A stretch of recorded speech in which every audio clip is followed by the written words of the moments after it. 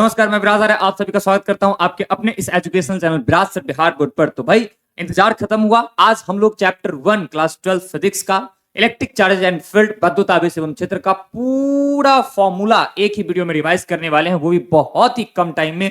तो आप सारे बच्चों के लिए मैंने पूरी मेहनत करके सारी चीजें मैं लेकर के आया हूं आप सारे बच्चों के लिए। आप देख सकते हैं, चाहे छोटे फॉर्मूले हो या बड़े फॉर्मूले हो या फिर कोई ऐसा फॉर्मूला हो जिसमें डायग्राम की जरूरत हो या फिर ग्राफ हो, वो सारी चीजें आप सारे बच्चों के लिए मैं लेकर के आ गया हूं। जैसा कि आप यहां पर देख सकते हैं, डायग्राम भी है, ग्राफ भी है, यहां भी डायग्राम है, यहां पर भी ग्राफ है, तो हर चीज मैं लेकर के आ गया हूं। तो ये वीडियो आप सारे बच्चों के लिए बहुत ही शानदार होने वाला है। चैप्टर 1 का फॉर्मूला रिवीजन अगर आप करना चाहते हैं तो आप सारे बच्चों के लिए बेहद ये खास वीडियो होने वाला है और एक बहुत ही इंपॉर्टेंट आप सारे बच्चों के लिए सरप्राइज भी है। पता है क्या, मैं समर्पण बैच में जो फिजिक्स पढ़ाया हूं, ठीक है, चाहे हिंदी मीडियम का बैच है या इंग्लिश मीडियम का बैच है, दोनों अलग चलता है, मैं फ्री में उसका कंप्लीट पीडीएफ देने वाला हूं। तो आप वीडियो में बने रहिए। मैं आपको लास्ट में बताऊंगा कि वो पीडीएफ आपको कहां मिलेगा। आप सिंगल क्लिक में अपने फोन के गैलरी में सेव कर सकते हैं उस पीडीएफ को। चलिए स्टार्ट करते हैं। आपका जो पहला चैप्टर है ना, इसका नाम है विद्युत आवेश एवं क्षेत्र, इलेक्ट्रिक चार्जेज एंड फील्ड।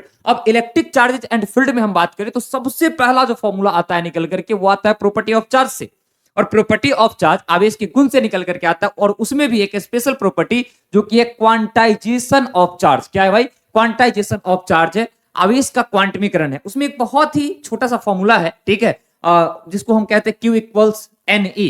अब देखो ध्यान से, ये Q इक्वल्स NE फॉर्मूला को हमने लिखा है Q equals plus minus N mod E।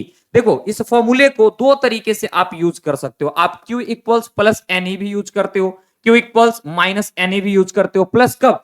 जब इलेक्ट्रॉन रिमूव होता है, और माइनस कब? जब इलेक्ट्रॉन जो है वो आता है। या फिर आप ये कह सकते हो कि इलेक्ट्रॉन जो है उसकी डिफिशियंसी है, अगर कमी है तब हम प्लस वाला यूज करते हैं, और इलेक्ट्रॉन का अगर एक्सेस है तब हम लोग जो है सो माइनस वाला फॉर्मूला यूज करते हैं। और नंबर ऑफ इलेक्ट्रॉन निकालना होता है तो सिंपल Q इक्वल्स NE लगा करके काम चला लेते हैं। जहां पर E का अगर हम बात करें तो E को बेसिक चार्ज कहते हैं, हिंदी में उसको मूल आवेश हम लोग कहते हैं, जिसका value 1.6 into 10 to the power minus 19 coulomb होता है। और जो N है ये एक इंटीजर होता है, ये पूर्णांक होता है। तो आप इस चीजों को बेहतर तरीके से रिवाइज कर लेंगे। चलिए नेक्स्ट फॉर्मूले की तरफ चलते हैं। एक एक फॉर्मूला आप सारे बच्चों के लिए इंपॉर्टेंट है, तो पूरे वीडियो को आप सारे बच्चे एकदम बेहतर तरीके से देखिए। एकदम कम टाइम में सारे फॉर्मूले का एकदम शानदार रिवीजन आप सारे बच्चों को हम करवाने जा रहे हैं। अब आते हैं जैसे ही आगे, तो एक बहुत ही इंपॉर्टेंट फॉर्मूला निकल करके आता है जो कि है विशिष्ट आवेश, ठीक है, स्पेसिफिक चार्ज। अगर हम बात करते हैं स्पेसिफिक चार्ज की, देखो ये नोट्स हम गंदा नहीं करेंगे, ठीक है, क्योंकि इस पीडीएफ को हमको सेव करना है, इसीलिए हम ऐसे पेन को यूज कर रहे हैं कि लिखने के बाद अपने आप वो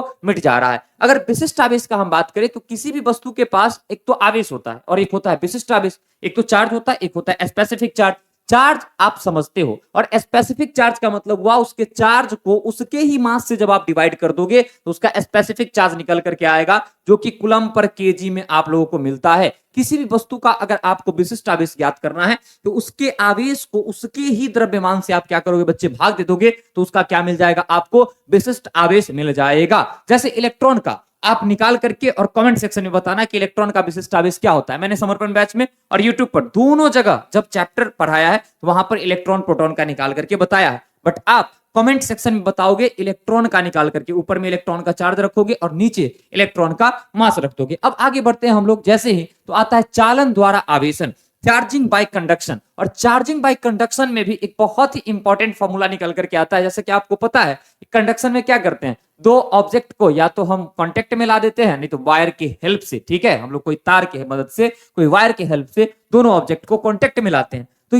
दोनों ऑब्जेक्ट को जब हम कांटेक्ट में लाते हैं तो अगर उनके पोटेंशियल में डिफरेंस है तो चार्ज जो है वो इधर से उधर शिफ्ट होता है। अब बात करते हैं कि चार्ज इधर से उधर शिफ्ट हुआ तो पहले वाला चार्ज तो दोनों ऑब्जेक्ट पे नहीं रहेगा, उसको कैसे निकालेंगे? तो इसको निकालने का फॉर्मूला है। कैसे? अगर एक समान चालक हुआ, ठीक है, आइडेंटिकल कंडक्टर अगर हुआ, अगर एक स्फीयर है तो दूसरा भी स्फीयर होना चाहिए, आइडेंटिकल अगर कंडक्टर हुआ तो हम नया वाला जो चार्ज आएगा दोनों ऑब्जेक्ट पे, बोथ ऑब्जेक्ट पे, उसको निकालने का एक फॉर्मूला है आवेशों का योग बट्टा वस्तुओं की संख्या। मतलब जो जो आप मान लो कि जैसे दो वस्तु को जोड़ रहे हो तो दोनों के आवेश को ऊपर में जोड़ दो और भाग दे दो किससे? दो से। आपके पास आंसर निकल करके आ जाएंगे। क्यू डैश जो है उसको निकालने का फॉर्मूला है sum of charges upon number of bodies. ऊपर में चार्ज को ऐड करना है और नीचे देखिए जितने भी बॉडी को आप ऐड कर रहे हो उससे क्या करोगे, डिवाइड करोगे। जैसे फॉर एग्जांपल मैंने जो है दो ऑब्जेक्ट है, एक पर क्यू चार्ज है और एक पर क्यू चार्ज है, हमने इसको एक वायर से जोड़ दिया है, एक वायर से इसको कांटेक्ट मिलाया है, तो इस पर जो नया वाला चार्ज डेवलप होगा कंडक्शन की वजह से, ठीक है, कंडक्शन होने के बाद उसको निकालने का क्या तरीका है, दो ऑब्जेक्ट को हमने ऐड करा तो यहां से Q A plus Q B, और दो ऑब्जेक्ट है ना, तो नंबर ऑफ ऑब्जेक्ट कितने हो गए, दो। अब ध्यान देने वाली बात यह है कि जो क्यू डैश हम निकाल रहे हैं sum of charges upon number of body करके, ये दोनों ऑब्जेक्ट पर का चार्ज होगा, और दोनों ऑब्जेक्ट आइडेंटिकल है तो दोनों ऑब्जेक्ट पर इक्वल चार्ज आएगा, क्योंकि इक्वल चार्ज जब होगा तो पोटेंशियल उसका सेम हो जाएगा, और पोटेंशियल अगर सेम होगा तब इलेक्ट्रॉन का फ्लो जो है बंद होगा। चलिए डन है, आगे बढ़ते हैं। अब जैसे ही हम लोग आगे बढ़ते हैं तो अब आ जाता है बहुत इंपॉर्टेंट आवेश घनत्व, चार्ज डेंसिटी इसको कहते हैं। चार्ज डेंसिटी तीन तरीके का होता है, एक होता है अपने पास लीनियर चार्ज डेंसिटी, एक होता है अपने पास सरफेस चार्ज डेंसिटी, और एक होता है अपने पास वॉल्यूम चार्ज डेंसिटी। बोले तो रैखिक आवेश घनत्व, पृष्ठ आवेश घनत्व और आयतन आवेश घनत्व होता है, तीन तरीके का आवेश घनत्व होता है। देखो रैखिक आवेश घनत्व को लिम्डा से दिखाते हैं, जो पृष्ठ आवेश घनत्व है उसको हम लोग जो है सिग्मा से दिखाते हैं, और जो आयतन आवेश घनत्व है इसको हम लोग रो से दिखाते हैं। रैखिक आवेश घनत्व का मतलब होता है कि लंबाई में आवेश वितरित हो गया, ठीक है, चार्ज कहां डिस्ट्रीब्यूट हुआ, लेंथ में, और यूनिट लेंथ में कितना चार्ज डिस्ट्रीब्यूट हुआ उसको आप निकाल लोगे तो क्या निकल जाएगा आपका रैखिक आवेश घनत्व। जैसे फॉर एन एग्जांपल अगर एल लेंथ में क्यू चार्ज है तो यूनिट लेंथ में कितना होगा, क्यू बाई एल, यही क्यू बाई एल आपका क्या है, लेमडा है, तो मैंने लिखा यहां पर lambda is equal to Q by L. अब यहां पे जो सरफेस चार्ज डेंसिटी है, पृष्ठ आवेश घनत्व, इसमें पृष्ठ में आवेश वितरित होगा, सरफेस में चार्ज डिस्ट्रीब्यूट होगा, सरफेस बोले तो एरिया में। तो ध्यान से समझिएगा, अगर ए एरिया में क्यू चार्ज डिस्ट्रीब्यूट हो रहा है तो यूनिट एरिया में कितना होगा, क्यू बाई ए हो जाएगा, और ये जो क्यू बाई ए है यूनिट एरिया में डिस्ट्रीब्यूट चार्ज है ना, उसी को हम लोग क्या कहेंगे, सरफेस चार्ज डेंसिटी। तो सरफेस चार्ज डेंसिटी को अगर डिफाइन करना होगा तो कैसे, टोटल चार्ज अपॉन में टोटल एरिया कर देंगे, है ना, charge distributed in per unit area is called surface charge density. वैसे ही वॉल्यूम, भाई चार्ज कहां डिस्ट्रीब्यूट होगा, अब वॉल्यूम में डिस्ट्रीब्यूट होगा, ठीक है, आयतन में। अगर भी आयतन में क्यू है तो एकांक आयतन में कितना होगा, क्यू बाई वी, उसी को हम लोग रो बोल देंगे, हम लोग बोल देंगे उसको वॉल्यूम चार्ज डेंसिटी, ठीक है। तो यहां से अगर आपको ट्रिक के माध्यम से याद रखना है तो आप तीनों के लिए ऊपर में चार्ज लिख दो, लेंथ से डिवाइड करोगे तो लीनियर, आप एरिया से डिवाइड करोगे तो सरफेस, और वॉल्यूम से डिवाइड करोगे तो क्या बन जाएगा, वॉल्यूम बन जाएगा। हम सिर्फ फॉर्मूले की बात करेंगे क्योंकि वीडियो का टाइटल क्या है, फॉर्मूला रिवीजन। हम लोग ना तो ये कौन सा क्वांटिटी है और ना तो इसके कौन से यूनिट्स होते हैं, क्या डायमेंशन होते हैं, उस पर बात करेंगे। आप बिल्कुल टेंशन ना ले, हम पूरे फिजिक्स का यूनिट और डायमेंशन का वीडियो लाने वाले हैं। पहले हम आपको सिलेबस पढ़ा देते हैं, खत्म कर देते हैं, उसके बाद डायमेंशन और यूनिट का दो अलग वीडियो आएगा। 15 से 20 मिनट में पूरा यूनिट देख लेंगे और 15 से 20 मिनट में हम लोग पूरा डायमेंशन देख लेंगे, दो वीडियो की हेल्प से। चलिए आगे बढ़ते हैं। अब जैसे ही आगे बढ़ते हैं तो आ जाता है भैया कूलम का नियम, ठीक है, कूलम्स लॉ आ जाता है। कूलम्स लॉ क्या करता है, दो चार्जेस अगर कुछ डिस्टेंस पर रखे हुए हैं तो उनके बीच लग रहे, उनके बीच एक्ट कर रहे इलेक्ट्रिक फोर्स को निकाल करके देता है। कैसे, अगर दो चार्जेस को एयर में, हवा में अगर रखा गया है आर डिस्टेंस पर, तो उनके बीच लगने वाला जो फोर्स है उसको हम लोग क्या लिखेंगे, के क्यू1 क्यू2 बट्टा आर स्क्वायर। अब ध्यान से समझिएगा, हमने मॉड यूज किया, क्यों पता है, क्योंकि उसमें कहता है दोनों आवेशों के परिमाण के गुणनफल के समानुपाती, इसीलिए हमने मॉड ऐड करा है। आप अगर समझदार बच्चे हो ना तो आप F इक्वल्स के क्यू1 इंटू क्यू2 बट्टा आर स्क्वायर भी सिंपल लिख सकते हो, कोई गलती करने वाला नहीं।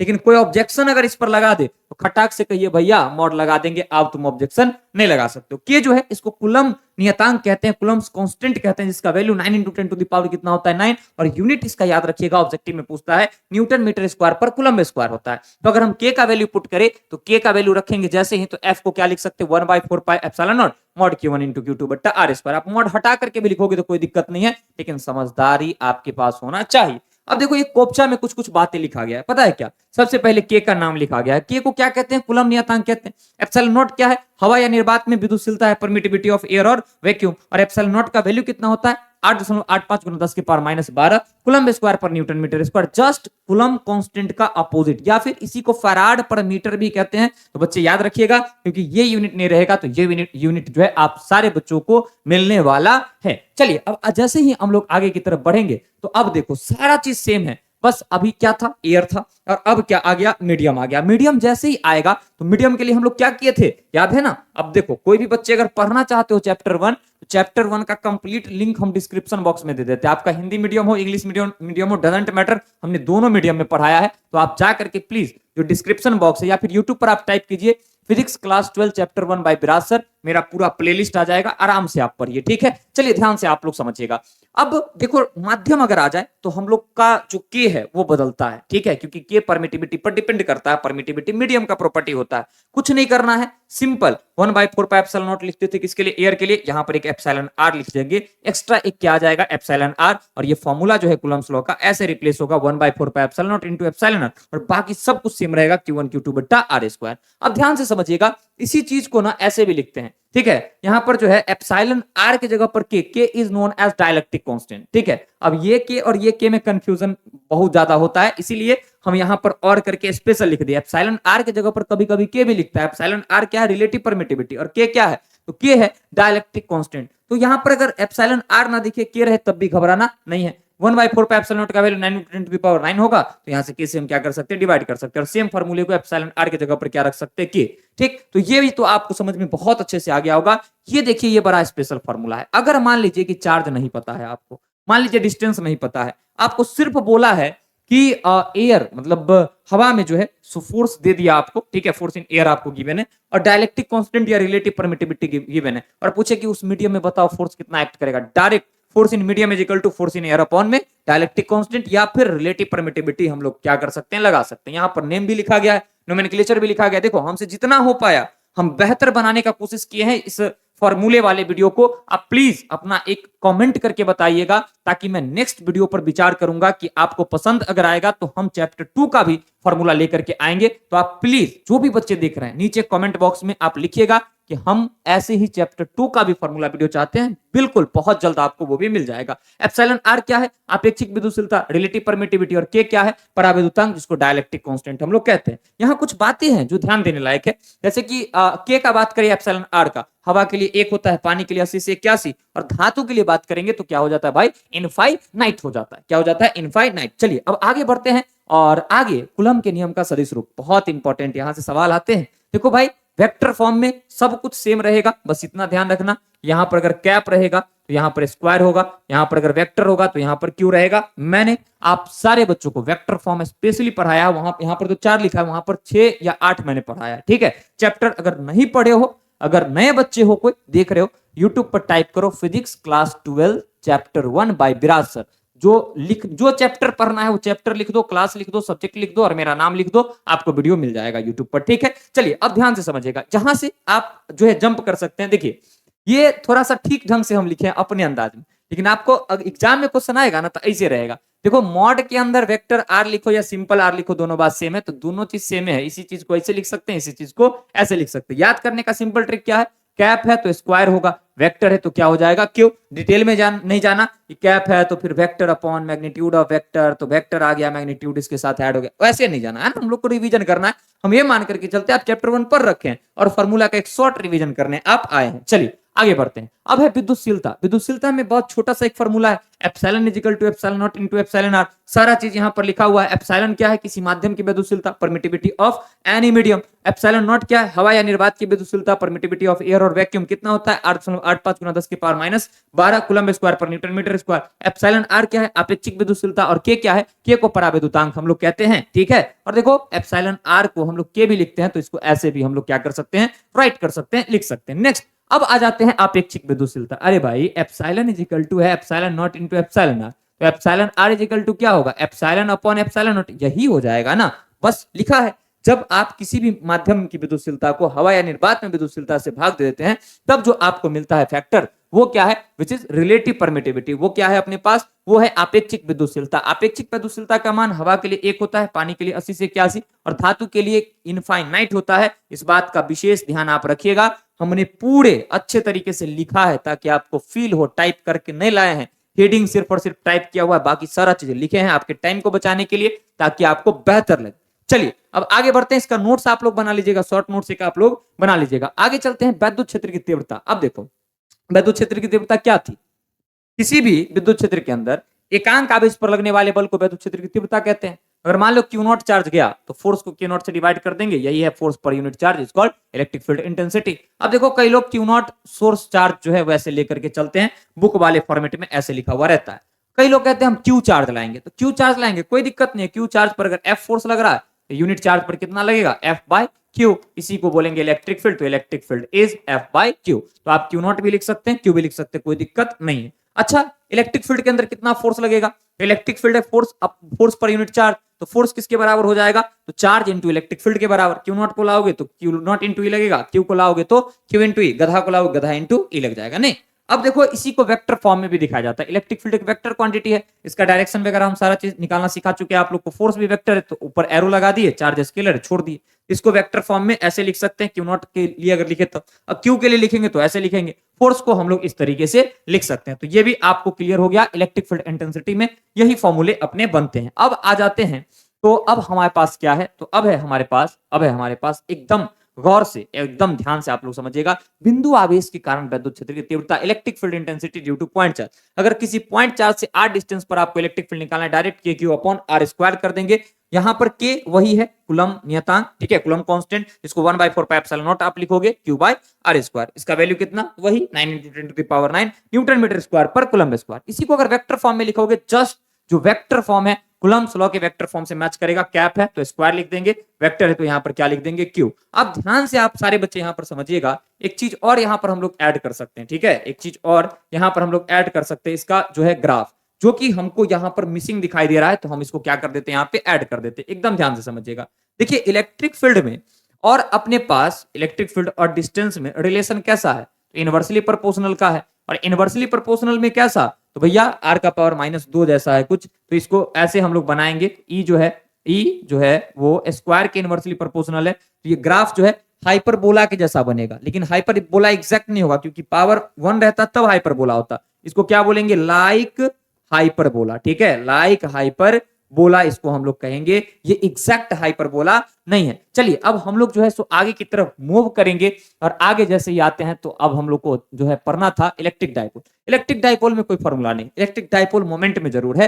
इलेक्ट्रिक डाइपोल मोमेंट किसके बराबर होता है? कोई एगो चार्ज ले लीजिए और इनटू में टोटल डिस्टेंस ले लीजिए। इसको सॉल्व कीजिएगा तो लिखिएगा 2qa, जो कि यहां पर आप सारे बच्चों के लिए लिखा गया है। इसी को वेक्टर फॉर्म में अगर आपको लिखना है तो ऐसे लिख सकते हैं। जो P है इसी को इलेक्ट्रिक डाइपोल मोमेंट कहते हैं, जिसका डायरेक्शन नेगेटिव चार्ज से पॉजिटिव चार्ज की ओर होता है। ये बात आप सारे बच्चों को क्लियर है। चलिए, अब आगे की तरफ हम लोग बढ़ते हैं, ठीक है, और इससे आगे जब हम बढ़ जाते हैं ना, तो विद्युत द्विध्रुव के कारण विद्युत क्षेत्र हम लोग को पढ़ना है। तो अक्ष पर कितना होता है? 2kp बट्टा एक्स क्यू।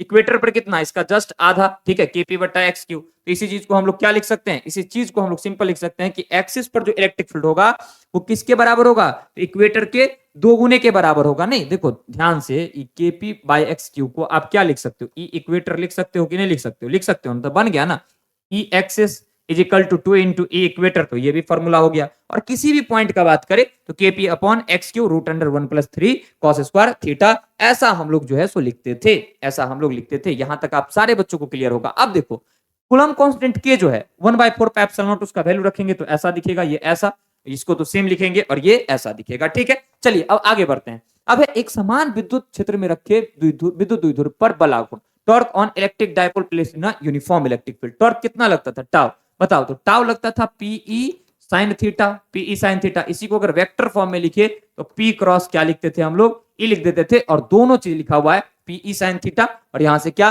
तो tau is equal to P cross E भी लिखा हुआ है। बोलो, कोई दिक्कत, कोई परेशानी? यहां तक आई थिंक आप में से किन्हीं बच्चों को कोई दिक्कत नहीं होगा। नेक्स्ट, अब हम लोगों को पढ़ना था एरिया वेक्टर। देखो, एरिया वेक्टर को कई लोग हल्के में लेते हैं। एरिया वेक्टर दोनों सरफेस के लिए डिफाइंड है, चाहे आपका 2D सरफेस है चाहे आपका 3D सरफेस है, दोनों सरफेस के लिए आपका एरिया वेक्टर जो है वो डिफाइंड है।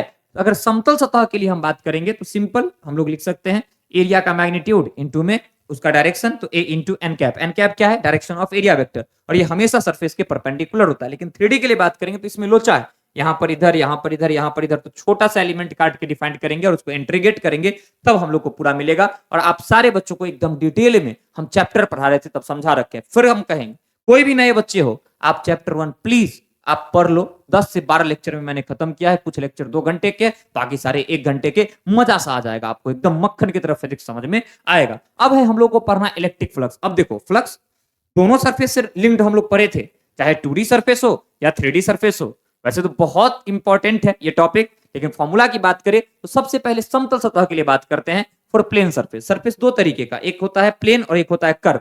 समतल सतह का दूसरा नाम होता है खुला सतह। प्लेन सरफेस को ओपन सरफेस के नाम से भी हम लोग जानते हैं और इसी को हम लोग 2D सरफेस के नाम से भी जानते हैं। अगर इसका बात करें तो डायरेक्ट हम लोग फ्लक्स को डिफाइन किए थे electric field dot area vector, और अगर डॉट प्रोडक्ट को ओपन करेंगे तो यहां से ई ए कॉस थीटा हम लोग राइट कर सकते हैं। ठीक है, थीटा अगर 0 होगा तो डायरेक्ट इलेक्ट्रिक फील्ड इनटू में क्या कर सकते हैं भैया, एरिया कर सकते हैं। बोलो कोई दिक्कत? मजा आ रहा होगा तो कमेंट तुम्हारा चाहिए, इस वीडियो के नीचे कमेंट चाहिए, क्योंकि हम जब दूसरा वीडियो बनाने जाएंगे ना तो पक्का ये वीडियो खोल करके कमेंट सेक्शन चेक करेंगे, तब दूसरा वीडियो पर मेहनत करना स्टार्ट करेंगे चैप्टर 2 के फॉर्मूले पर। और अगर तुम्हारा प्यार बहुत एकदम बोलते हैं ना स्ट्रांगली वाला हार्ड वाला दिखा और दूसरा में बहुत नयापन होगा, आपको यहां भी लग रहा होगा नयापन, ठीक है, कि भाई YouTube पर ऐसे वीडियो मेहनत करके जब आएंगे बच्चों के लिए, बच्चों को काफी हेल्प होगा। और आपको अगर ऐसे कंटेंट चाहिए तो please Viraj sir Bihar board YouTube channel और स्टडी आजादी को आप लोग एकदम सपोर्ट कीजिए दम भर। किस चीज के लिए? क्वालिटी कंटेंट के लिए आप सारे बच्चों को सपोर्ट करना है इस इंस्टीट्यूट को। चलिए अब आगे बढ़ते हैं, अब वक्र सतह का बात करते हैं फॉर कर्व सरफेस। कर्व का मतलब क्या? 3D सरफेस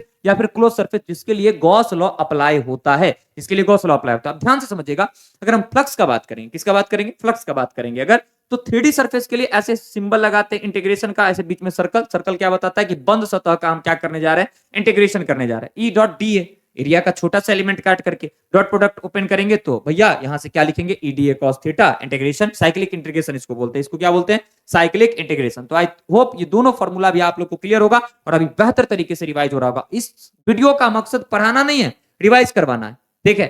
पढ़ना है चैप्टर 1 जाइए, इसी चैनल पर प्लेलिस्ट में मिलेगा, या यूट्यूब पर हमने जो तरीका बताया है उससे ढूंढ लीजिए, या डिस्क्रिप्शन बॉक्स में लिंक है वहां से पढ़ लीजिए। अब है गॉस लॉ। गॉस का नियम क्या कहता है कि भैया बंद सतह के अंदर जितना भी आवेश है सबको जोड़ दीजिए, उसका सम ले लीजिए, एप्सिलॉन नॉट से भाग दे दीजिए, निकल जाएगा। तो ये जो फ्लक्स आया ये किससे लिंक्ड है? ये लिंक्ड है क्लोज सरफेस से। क्लोज सरफेस का फ्लक्स हम लोग बाय फार्मूला क्लोज सरफेस का जो फ्लक्स है उसको ये भी लिख सकते हैं। तो हमने फाई को ऐसा लिखा, ये इक्वेशन बन गया। इसको लगा करके डायरेक्ट आप किसी भी डिफरेंट है ना चार्ज डिस्ट्रीब्यूशन के कारण डायरेक्ट आप इलेक्ट्रिक फील्ड को कैलकुलेट कर सकते हैं। डॉट को ओपन करेंगे तो ऐसा कुछ दिखेगा। अब चलिए आगे बढ़ते हैं। अब था application of Gauss law. Application of Gauss law में सबसे पहले हमने पॉइंट चार्ज की वजह से निकाला था इलेक्ट्रिक फील्ड। तो पॉइंट चार्ज की वजह से हम पहले जब डिस्कस कर दिए, तो इसमें दो बार पढ़ाने की क्या जरूरत है? तुम्हारा समय ना बर्बाद होगा भाई, और तुम्हारा समय नहीं बर्बाद करना है, तुम लोग को अच्छा बच्चा बनाना है पढ़ा करके, है ना, मासूम वाला बच्चा बनाना है तुम लोग को पढ़ा के। सर हम मासूम नहीं होंगे सर, दुनिया जीने नहीं देगा सर, कली हो गया सर। अरे रे रे रे भाई, है ना, अच्छे लोगों के सामने मासूम रहो, एकदम मासूमियत तुम्हारे दिल में होनी चाहिए, चेहरे पे होनी चाहिए, जुबान पे होनी चाहिए।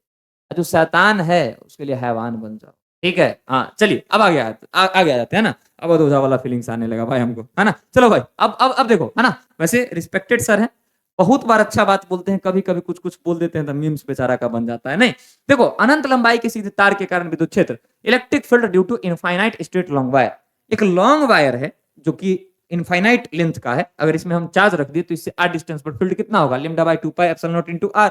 डिस्टेंस में और इलेक्ट्रिक फील्ड में कैसा रिलेशन है? इनवर्सली प्रोपोर्शनल का ग्राफ कैसा बनेगा? हाइपरबोला, बिकॉज पावर कितना है? 1 है। अब देखो ध्यान से अगला, अब गोला के कारण विद्युत क्षेत्र, electric field due to sphere. Sphere में 3 जगह निकालते थे, ठीक है, और ये स्फीयर कैसा होगा?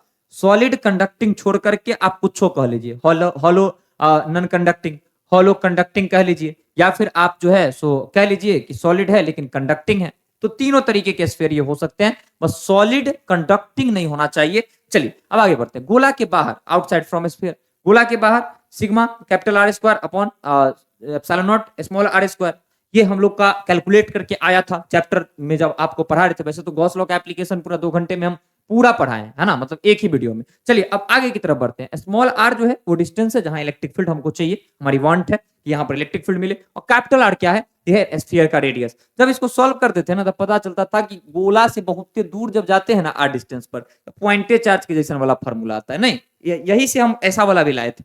गोला की सतह पर अगर बात करेंगे तो दोनों आर बराबर हो जाएगा। अरे भाई दोनों आर बराबर हो जाएगा, तो दोनों आर को बराबर करेंगे, कटेगा सिग्मा अपॉन एप्सिलॉन नॉट। यहां से याद रखिएगा कि चालक के सतह पर भी सिग्मा बट्टा एप्सिलॉन नॉट होता है, ऑब्जेक्टिव पूछता है। और इसको अगर हम ई वाला में सॉल्व करें तो स्मॉल आर जो है कम होते होते सरफेस पर आएगा तो रेडियस के बराबर हो जाएगा कैपिटल आर स्क्वायर। अंदर जीरो, क्यों अंदर? इसीलिए जीरो क्योंकि भाई सारा चार्ज तो सरफेस पर है, तो अंदर चार्ज ही नहीं तो फील्ड कौन बनाएगा?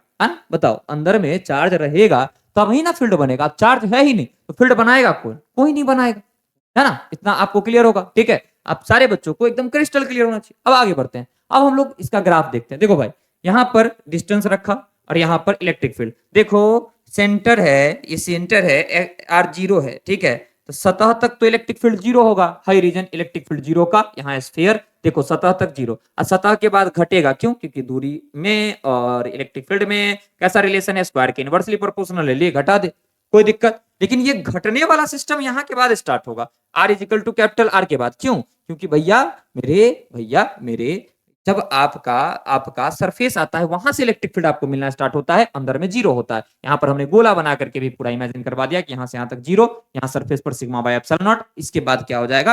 आराम से गिर जाएगा, घट जाएगा। अब चलिए आगे बढ़ते हैं, है ना। अब अनंत विस्तार की समतल चादर के कारण विद्युत क्षेत्र electric field due to an infinite plane sheet of charge. जब एक प्लेन शीट को आप चार्ज दे देते हैं तो उसकी वजह से सिग्मा बाय 2 एप्सिलॉन नॉट आता है। ध्यान रखिएगा कि इलेक्ट्रिक फील्ड जो है वो दूरी से इंडिपेंडेंट है, डिस्टेंस पर डिपेंड ही नहीं कर रहा है यहाँ पर, ठीक है। यहाँ पर डिस्टेंस पे डिपेंड नहीं कर रहा है। और ये स्पेशल हम आपको बताए थे कि आवेश समतल चालक है ना, अगर है electric field due to charge plane conductor अगर है तो उसकी वजह से सिग्मा बाय एप्सिलॉन नॉट और इसमें फंसा देता है।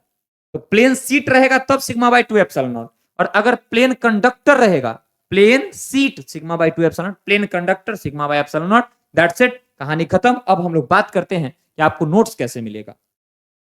चलिए तो अब हम लोग बात करते हैं कि आपको नोट्स कैसे मिलेगा। देखो आपका मीडियम हिंदी है या फिर आपका मीडियम इंग्लिश है, इसके लिए आप सारे बच्चों को डाउनलोड करना पड़ेगा स्टडी आजादी। देखो यहाँ पर जो लिखा हुआ है, यहाँ पर जो आपको लिखा हुआ दिख रहा होगा, ठीक है, यहाँ पर, ठीक है, यहाँ पर देखिए स्टडी आजादी, स्पेलिंग ठीक से देख लीजिए। ये एप्लीकेशन डाउनलोड करना पड़ेगा। लोगो आपको ये वाला दिखेगा, ठीक है, यहाँ पर भी आपको दिख रहा है। जैसे स्टडी आजादी ऐप डाउनलोड करेंगे, रजिस्टर करेंगे, अगर जो बच्चे किए हुए हैं उनको तो ऐसे ही मिल जाएगा, ठीक है। जैसे ही आप स्टडी आजादी डाउनलोड करेंगे, रजिस्टर करेंगे, आपको इंटरफेस कुछ ऐसा दिखेगा। आपको ऑल कोर्सेज पर जाना है, समर्पण बैच खोलना है। अगर आप हिंदी मीडियम सेलेक्ट कीजिएगा तो हिंदी मीडियम वाला आएगा, इंग्लिश मीडियम सेलेक्ट कीजिएगा तो इंग्लिश मीडियम वाला आएगा, ठीक है। ऐसा नहीं है कि बैच जो ज्वाइन किए उन्हीं को मिलेगा, सबको मिलेगा, फ्री है। समर्पण बैच में आइएगा तो प्लेलिस्ट पर क्लिक कीजिएगा। प्लेलिस्ट पर जब आप क्लिक करेंगे तो physics, chemistry, maths, bio, English 100 marks, Hindi 100 marks, news and information आपको मिलेगा। आपको फिजिक्स पर क्लिक करना है और फिजिक्स पर जैसे ही क्लिक करेंगे तो चैप्टर 1 पे क्लिक करना है। चैप्टर 1 पे क्लिक करेंगे तो पीडीएफ खुलेगा। आपको 22 गो पीडीएफ के बाद अंत में एगो पीडीएफ दिखाई पड़ेगा, 12th physics chapter 1 complete PDF. और ये कंप्लीट पीडीएफ आप डाउनलोड पर क्लिक करेंगे, ये ऐप में डाउनलोड नहीं होगा, आपके फोन में डाउनलोड हो जाएगा। हम लोग कोई भी पीडीएफ को लॉक नहीं लगा के रखते हैं, चाहे फ्री में आप बैच नहीं ले रखे हैं तब भी आप यूज कर सकते हैं, बैच ले रखे हैं जो बच्चे वो भी यूज कर सकते हैं। यहाँ पर स्टेट भी लिखा हुआ है, तो आप सारे बच्चे स्टडी आजादी ऐप को डाउनलोड कर लीजिए, वहां से आप पीडीएफ जो है वो निकाल लीजिए। अब आगे बढ़ते हैं, देखिए ध्यान से, अगर कोई बच्चे बैच को ज्वाइन करना चाहिएगा, है ना, तो आप सारे बच्चों के लिए बहुत ही मतलब अफोर्डेबल फी में, देखिए ये फी ना तो बहुत कम है ना तो बहुत ज्यादा है, ठीक है। अफोर्डेबल फी में हर सब्जेक्ट की पढ़ाई एक्सपर्ट फैकल्टी करवाती है, टॉप फैकल्टी करवाती है। आप सारे बच्चों को वैसे फैकल्टी मिलते हैं जिनके पास ऑफलाइन और ऑनलाइन दोनों का एक्सपीरियंस है, और सारे फैकल्टी की शक्ल से ही आप समझ सकते हैं कि एक्सपीरियंस है। कोई छोटका मास्टर है यहीं पे दिखाई पड़ रहा है, हम, है ना। अब भैया हम छोटे हैं लेकिन अब क्यों है यहाँ पता नहीं, आप लोग जानते होंगे। लेकिन आप देखिए कि जो भी फैकल्टी यहाँ पर दिखाई पड़ रहे हैं, ये one of the most powerful team है बिहार बोर्ड के लिए, और ऐसी टीम आपको कहीं भी नहीं मिलने वाला है। जो मेरा सपना था कि अगर मैं कभी कोई संस्थान में काम करूं तो वहां पर ये सारे टीचर पढ़ाई, या फिर अगर मैं अपने से संस्थान बनाऊं तो ऐसे सारे टीचर्स को रखूं। ऐसे टीचर्स आपके बीच हैं। आपका हिंदी मीडियम है तब भी हम लोग बैच प्रोवाइड कर रहे हैं, और आपका इंग्लिश मीडियम है तब भी हम लोग बैच प्रोवाइड कर रहे हैं। हिंदी मीडियम अगर आपका है तो 1 साल के लिए 2499 आपको लगेगा, इसके बाद 1 रुपया आपको नहीं देना है कहीं भी। हर चीज जो भी आएगा वो आपको फ्री में प्रोवाइड किया जाएगा। और इंग्लिश मीडियम अगर है आपका तो आपको 2999 लगेगा for the complete batch including Hindi and English. हम लोग हिंदी का क्लास भी प्रोवाइड करेंगे और इंग्लिश का क्लास भी आप लोगों को प्रोवाइड करेंगे, लैंग्वेज, ग्रामर, सब कुछ, ठीक है। लैंग्वेज, ग्रामर, बुक और ग्रामर दोनों, ठीक है। मतलब आपका लिटरेचर पार्ट हो या ग्रामर, वो भी इंग्लिश में भी, और हिंदी में साहित्य हो या व्याकरण हो, दोनों चीज हम प्रोवाइड करेंगे। बैच में जुड़ने के लिए आप सब सिंपल स्टडी आजादी ऐप डाउनलोड कीजिए, वहां से आप बैच परचेज कर सकते हैं। या फिर अगर आपको कोई समस्या आता है तो आप इस नंबर पर कॉल कीजिएगा, ये मेरा नंबर है, इस नंबर पर कॉल कीजिएगा, ये राजन बाबा का नंबर है, वहां से आपको समस्या का समाधान मिल जाएगा। व्हाट्सएप कीजिएगा तो टीम बैठी रहती है आपसे बात करने, कॉलिंग हम लोग यूज करते हैं, और व्हाट्सएप जो है वो टीम, आपको कोई भी प्रॉब्लम हो तो आप कॉन्टेक्ट करके कर सकते हैं। हाँ, कई बच्चों को दिक्कत होता है कि सर हम पप्पा रहते हैं अलग, ठीक है, हमको वहां से पैसा भिजवाना है और हमको बैच चाहिए यहाँ पर इस मोबाइल में चाहिए, तो ऐसे कंडीशन में आप व्हाट्सएप पर मैसेज कीजिए कि मोबाइल किसी और मोबाइल से पेमेंट करना है, किसी और मोबाइल पर हमको बैच चाहिए, स्कैनर जाएगा, यहाँ से स्कैनर पर आप कहीं से, चाचा, फूफा, पापा, है ना, नाना मामा किसी से पेमेंट करवा दीजिए या फिर साइबर कैफे वाला से आप करवा दीजिए पेमेंट, उसका स्क्रीनशॉट आप भेज दीजिए विद ट्रांजैक्शन आईडी, ठीक है, क्योंकि यहाँ पर पेमेंट वेरीफाई होता है, टीम पेमेंट वेरीफाई करेगी और जो नंबर से आप ऐप खोले हैं वो नंबर दे दीजिए, आपको बैच एक्टिव हो जाएगा। और हम आपको कहेंगे कि बच्चे अगर आप अफोर्ड कर सकते हो तो अपने हाथ से मौका नहीं जाने दो, क्योंकि ये बैच वो है जो मेरा सपना था, ठीक है, मेरा मतलब मेरा इच्छा था कि मैं ऐसे बैच को प्रोवाइड करूं बच्चों को, ऐसा बैच हम आप सारे बच्चों के लिए कंस्ट्रक्ट किए हैं, है ना। तो आप सारे बच्चे समझिए कि आप देखिए स्टडी आजादी 4-5 महीने हो गया, टी शर्ट अब हम लोग लाए हैं, लोग पहला दिन से टी शर्ट पहनने लगते हैं, बना लेते हैं। पहले हम काम किए हैं आपको जो चीज मिलने वाला है उस पर, उसके बाद देखने दिखावा पर, क्योंकि करना तो पड़ेगा, है ना, सारा चीज करना पड़ेगा। तो आप समझिए कि मेरा प्राइमरी फोकस क्या है, बेहतर शिक्षकों की टीम, बेहतर एजुकेशन, क्वालिटी एजुकेशन और रेगुलर क्लास। सबसे ज्यादा आज भी हम गर्व से कहते हैं बिहार बोर्ड में सबसे ज्यादा रेगुलर स्टडी आजादी पढ़ाता है, और स्टडी आजादी के किसी भी बच्चे से आप बात करके देख सकते हैं, जो बच्चे यहाँ बैच लिए हुए हैं, आपको फीडबैक बेहतर मिलेगा, ठीक है। चलिए, तो आप सारे बच्चे अगर सिर्फ फिजिक्स पढ़ना चाहते हैं हमसे, तो सिर्फ फिजिक्स भी हमसे पढ़ सकते हैं। सिर्फ फिजिक्स पढ़ने के लिए आप सभी को ऐप पर जाना है।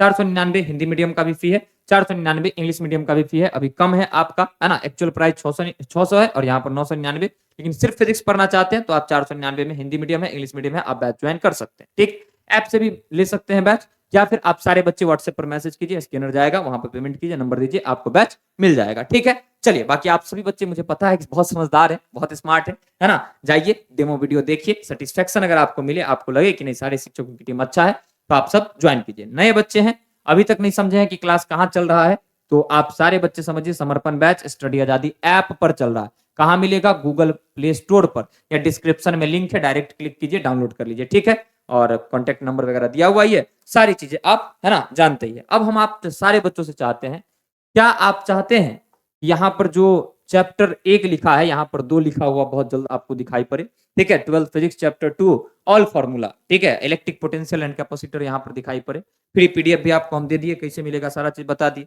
क्या चाहते हैं, अगर हाँ तो आप एक प्यारा सा कमेंट कीजिएगा, यहाँ से चैप्टर 2 का भी हम लोगों को फॉर्मूला रिवीजन सीरीज चाहिए, या वीडियो चाहिए, या फिर लाइव क्लास चाहिए, लेक्चर चाहिए, आपको मिल जाएगा, ठीक है, डन है। आप सारे बच्चे अपना ख्याल रखिए, अपने परिवार का ख्याल रखिए, स्वस्थ रहिए, मस्त रहिए, काम व्यस्त रहिए। जय हिंद, जय भारत, जय बिहार। मिलते हैं अब हम लोग फिर से शाम 6 बजे लाइव क्लास में।